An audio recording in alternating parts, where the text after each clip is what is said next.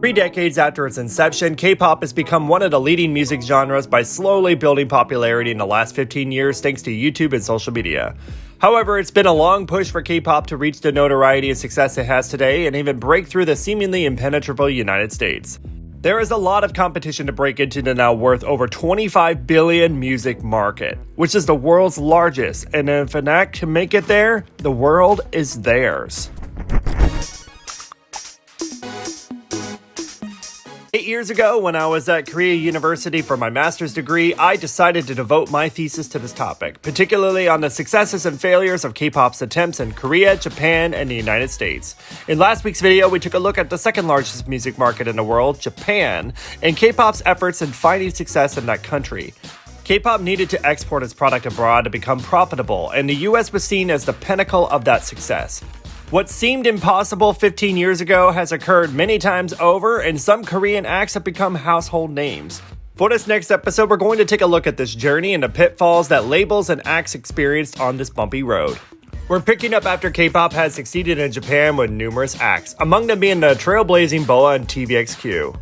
For years in K-pop, it was a race to see who could be the first to achieve groundbreaking success in the US.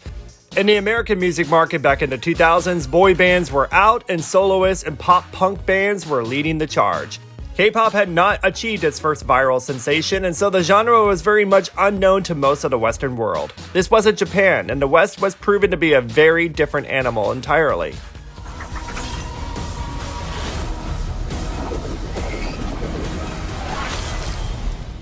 Rain was one of the first to make his mark there. Did you know that Rain was named one of Time's top 100 most influential people in 2007? Well, it was based on an online poll. Well, you know fans had something to do with that. It was enough to make headlines and have him show up on Stephen Colbert's Colbert Report in 2008 for a dance-off. He had already parted ways with JYP Entertainment, made his Hollywood debut in the film Speed Racer, and then followed that in the starring role in the 2009 movie Ninja Assassin, which scored him the Biggest Badass Award on MTV's Movie Awards in 2010.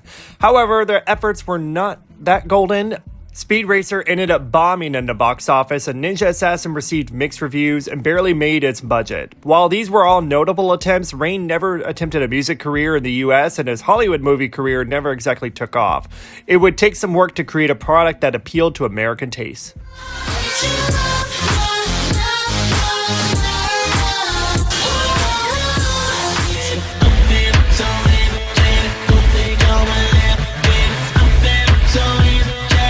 After successfully conquering the Japanese market through its strict localization strategy, in 2008, SM Entertainment tried to debut BoA in the US using the same tactics. She debuted with Eat You Up and then released her self-titled album, following up with Look Who's Talking, collaborating with R&B singer, songwriter, and producer Sean Garrett for the two songs I Did It For Love and Energetic. Her American debut was a popular entertainment news item in Japan and Korea. She aspired to be the next world-renowned entertainer like Janet Jackson. However, her reception was not as warm as expected. The BoA album peaked at number 127 on Billboard's Top 200 Albums chart and only stayed there for 1 week with sales in the US of around 8,000 copies.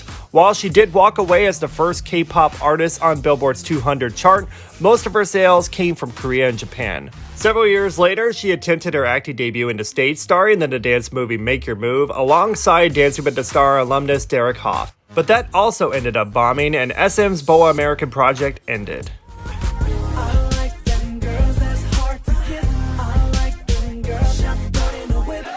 But BoA and Rain weren't the only Koreans trying to break into the American market. YG soloist 7 was also making his American debut, who had also attempted his own Japanese foray into that market with less than stellar success in the years prior. Interestingly, 7 was supposed to release his debut English song This Is My Year back in 2007 with the rapper Fabulous. But a YouTube leak and the negative reaction to it led to the single being scrapped in a revision of his official debut.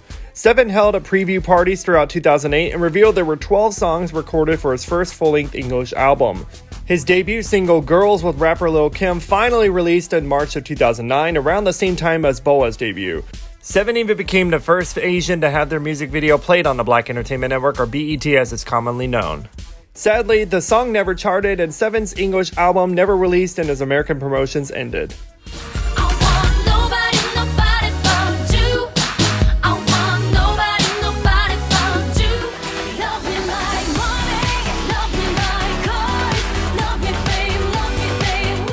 But K-pop as a genre wasn't done. Social media loved K-pop's catchy beats, and by 2009, several songs became viral sensations. The Wonder Girls' Nobody was one of those success stories. If you recall in the previous video, JYP Entertainment had felt the company's music did not align with the Japanese audience, but bet that American audiences would love it. With the mindset of wanting to be accepted, not attempted in the United States, JYP himself invested time and energy in the States prior to the YouTube era to sow the seeds of his later success there. In 2009, the Wonder Girls debuted with the English version of their already viral, internationally successful Korean hit, Nobody. The girls were repackaged as K-pop stars where they stayed true to the song's original concept. It was chosen out of all the Wonder Girls' past Korean hits for its memorable hook. At a time that SM's BoA and YG7 were also making their American debuts, JYP's Wonder Girls were the first of the K-pop acts to break into US Billboard's Hot 100, debuting at number 76. The group's promotions included performances on various television shows like So You Think You Can Dance, as an opening act for the Jonas Brothers World Tour, and starring in the Nickelodeon movie The Wonder Girls produced by Nick Cannon. The Wonder Girls followed up Nobody with The DJ Is Mine to coincide with the movie, and Like Money featuring Akon. The latter two songs were much more Americanized compared to Nobody, and that move ended up costing the group. The overall result was that the Wonder Girls did not reach the anticipated level of success JYP sought. They were still virtually unknown in the US and only found considerable success with Nobody, with nearly 400,000 in digital and physical sales combined in America, while DJ Is Mine and Like Money only found their success in Korea with digital sales. But the K-pop machine ground on.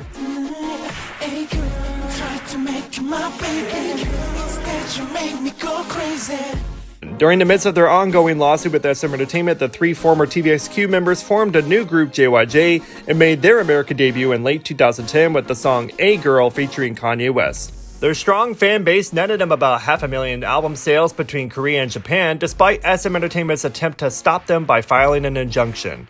Unfortunately, their American promotions had strings of bad luck, but the group's biggest obstacle was administrative. The boys didn't secure their performance visas in the US in time for their promotions, and so they had to perform their concerts and other promotions at their cost for free for fans. JYJ's physical English album ended up never materializing in the end.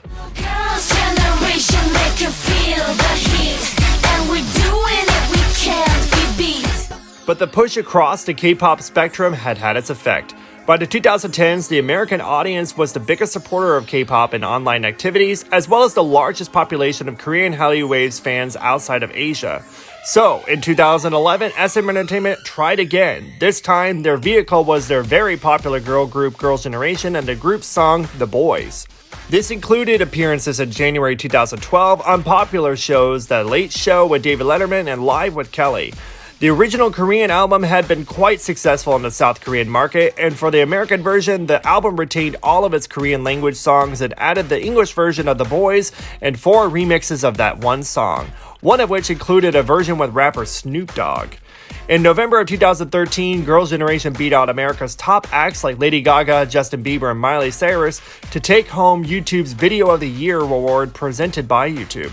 Unfortunately, Girls' Generation had only sold 21,000 copies and peaked at number 17 on Billboard's Top Heat Seekers chart. One thing to note was that it was similar to Rain's People Choice voting poll, but it did showcase that K-pop did have a growing online presence, and the fans were slowly but surely growing in numbers across the world each year. As I mentioned previously, in 2014, I was working on my master's thesis and diving into the American consumer mindsets to understand how the Americans perceive the K-pop acts there. As with Japan and Korea, I conducted my own research through surveys and in-depth interviews. I showed them all of these acts and more to gather their thoughts on the music, as well as to understand what they look for when it comes to music. The interviewees knew of K-pop, and they ranged from casual fans to avid listeners, but all were open-minded music fans. All of the interviewees felt that if the artists were to promote in America, it would be beneficial if they were fluent in English. They all put priority on the quality of the music itself, and they looked for a catchy and upbeat beat, or on the other side, an easy listening track. Some sought a good melody with clever lyrics. With BoA's 2 songs, Eat You Up and Energetic, they admired her dancing skills, competence, and confidence. However, the lyrics for both songs were viewed as suggestive, uninteresting, and not deep or meaningful, and a bit cheesy to them. With the Wonder Girls, they all enjoyed the retro take of Nobody and thought it had class, and even though they thought the members all looked alike, it worked with the time period they portrayed, but felt that they should not do this for every song. They generally thought that the lyrics were not deep, a little easy, and generic. Their opinions for Like Money featuring Akon, however, were vastly different though. They considered it a song that objectified women and had very shallow lyrics. It clashed with Nobody and was not an image that they enjoyed, and one felt that the image was done strictly for performance but did not match the song or the group. 7 song and music video reviews were mostly negative. One reviewer thought there was nothing catchy or special about the song, video, or lyrics. Another considered it their least favorite out of all the songs presented due to what was considered shallow and superficial lyrics. Their opinions of JYJ were also the same. One respondent even called the lyrics stupid and called it a third grader rhyming scheme coupled with ridiculous outfits. Overall, all of them were turned off by the boys' feminine looks and what they were trying to portray and considered it something that was not appealing to Americans. And for Girls' Generation and their song The Boys, one respondent found it annoying that they referred to themselves in the song. The consistent feedback was that the lyrics were terrible, shallow, and generic, and most importantly, did not make any sense at all. One watcher said they hated the song and they tried too hard to appeal to Americans with various stereotypical cultural references. Another respondent concluded that for a song to be lasting, it needed to have a deeper element, and this was not one of them. And so, at this point in history up to Girls' Generation, no K-pop group or song had made it, and fans were still placing their bets on who could truly succeed in America. Big Bang and its members, along with 21, were strong contenders throughout the early 2010s that many fans expected to see try, but nothing happened until one artist came out of nowhere, Psy. Gangnam Style. Gangnam Style. Park Jae-sung, known monotonously as Psy, has built a reputation in the Korean music scene for his very blunt lyrics, peculiar dance moves, and an unconventional stage presence. He infused his humor into his songs and performances, which earned him the nickname of the Bizarre Singer. He had produced a handful of popular songs that sold well in his 12 years of performing, but it wasn't until he released the 6th album Psy 6 in July of 2012 that one track would open the world's eyes to K-pop. That song was Gangnam Style. Within a month, this song was a viral sensation and it shot up the YouTube viewers list, forcing YouTube to upgrade their view counter to accommodate numbers over 1 billion. It's still the most viewed K-pop video on YouTube and was for several years the most viewed video of all time. Thanks to Psy and Gangnam Style, K-pop had become a household term. Motherfucker gentleman.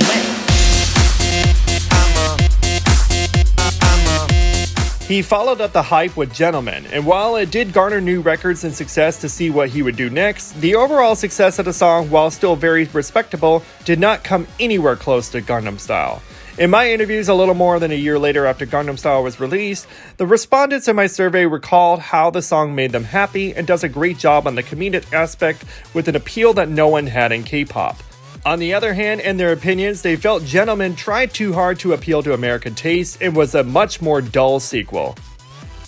In my surveys and interviews for my thesis, the majority of Americans explained that K-pop was catchy, upbeat, and happy and had a fresh sound that was absent from popular American music.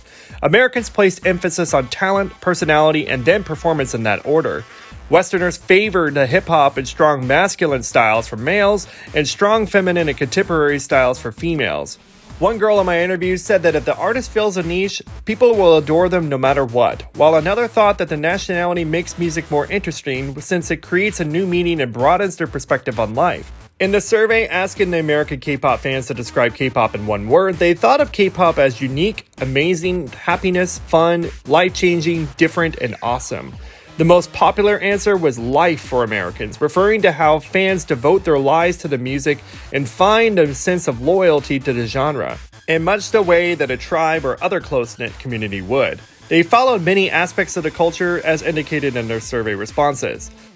I conducted the same quantitative survey on my YouTube channel here in 2019 and 2022 and asked K-pop fans the same questions to see if Americans changed in their responses in the growing K-pop fan base. In the 2019 survey, when I asked fans to describe K-pop in one word, the top 5 words were diverse, different, amazing, unique, and fun.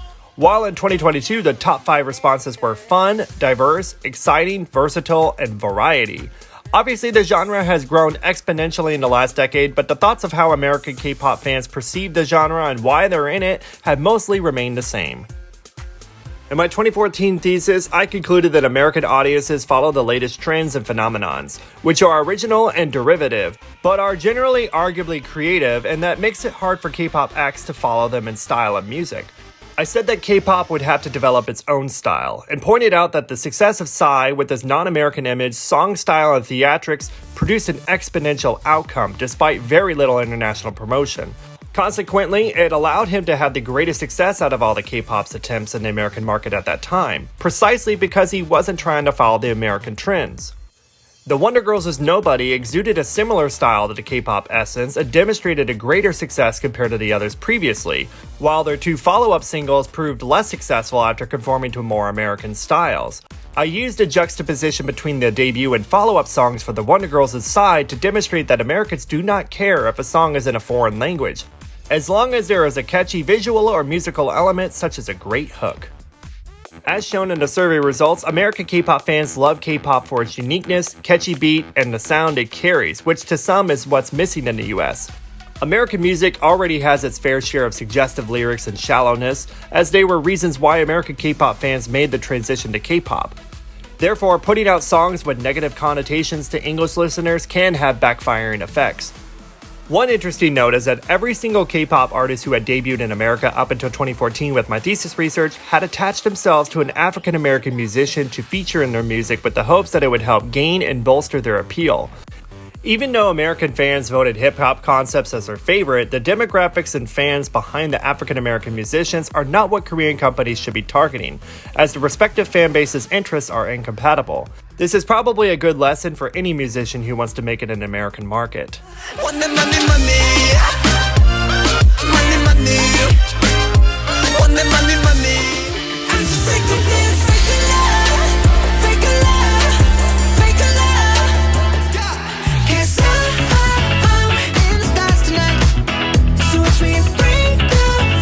Now, looking at what happened with K-pop after my thesis, you can see that the genre finally made it on a bigger stage.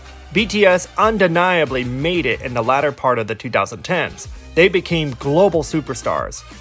I argue that my thesis findings held up in proving why they were successful. The songs that were turning points in their careers helped put them on a trajectory to massive record-breaking success. Why? Because they stayed true to themselves in their music. Their songs were in Korean and they provided something new to fans. Songs that were timeless, coupled with fresh sounds and meanings that resonated with the audience. However, based on fan feedback, I would also argue that their overall reception changed and dipped when they started assimilating to the American style and losing the Korean pop edge that made them unique. A few weeks ago, I wanted to prove my theory by asking K-pop and BTS fans on my channel to rate each BTS song on a scale of 1 to 10. 1 being terrible and 10 being amazing. As I suggested in my thesis, the songs that defined BTS and put them on the path to where they are today were regarded as their best songs. The response average dipped with their English language tracks. Dynamite and Butter had a lower reception comparatively, and Permission to Dance was widely panned by the fans of my survey. While the songs were still quite successful in terms of views and sales, keep in mind that the K-pop fandoms will always support their bias and drive up pre-order sales when there's a comeback on the horizon without even knowing what the release will be. Fans will work together to make it a numbers game with views and streams to hit records across the board. It's kind of a K-pop culture thing, especially in the last decade. Therefore, I stripped away those inflated numbers to show that while BTS definitely had a monumental and groundbreaking success, their success was attributed to what I said in 2014 in my thesis then. Staying true to yourself. I mean, it's kind of what BTS has always preached too. Unfortunately, they admitted that after their last comeback song that they needed to take a break, citing that they felt that they lost themselves musically starting after 2020's On. And the numbers show a correlation.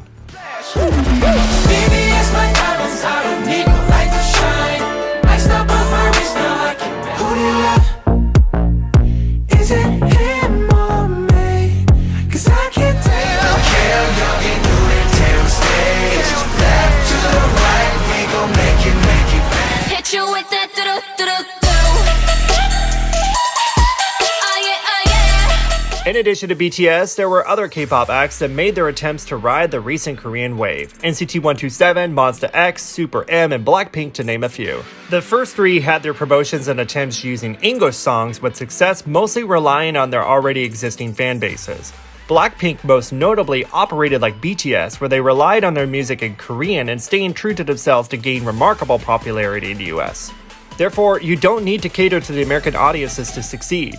K-pop got to where it is today because it offered something different, something special and unique that fans across the world weren't getting in their own countries. With the internet and music consumption becoming much more refined and tailored to the individual's personal tastes, fans are no longer bound to their country's music. Thanks to the internet, fans all across the world have discovered what else is out there in terms of music and have found an industry that not only technically draws from their own country's sound, coupled with English hooks oftentimes, but also provides a fresh new take on music.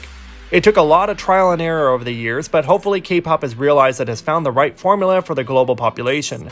Fans don't even have to understand what they're listening to, because when it comes down to it, the music has proven that there is no language barrier. Thank you all for watching, everyone. That's my look into the Japanese and American analyses from my thesis research. In the next part of the series, I want to take a look at the cost and tolls of what it took for these K-pop acts that went through just to promote abroad. There's a lot of stories to share, and so stay tuned for the next part in this series. I do hope this could turn into a full-fledged series where I dive into other music markets around the world like China. Let me know your thoughts below. Until then, I really hope you all do me the huge favor of hitting those like and subscribe buttons for me to see more quality K-pop content. I appreciate you all for stopping by. Check out many more of my videos while you're here, and I shall see you next time.